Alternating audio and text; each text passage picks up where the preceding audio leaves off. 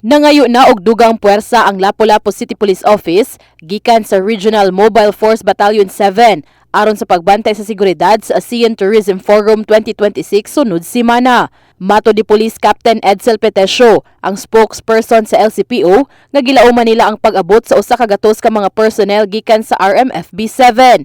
Dugang paniya nga maghuwat na lang sila sa memo para sa ipahigayon nga send-off ceremony aron sa pagsugod sa ilang deployment. Gawas sa gi-augment nga mga kapulisan, base sa security plan sa LCPO, dulan usa ka libo ka mga personnel ang magbantay sa seguridad. Gilangkuban kini sa mga kapulisan sa Lapu-Lapu City, mga personnel gikan sa ubang ahensya sa gobyerno ug mga force multipliers. In the heart of changing lives, kini si Brigada Crystal Joy Felerca, alang sa 90.7 Brigada News FM Cebu, the Music and News Authority.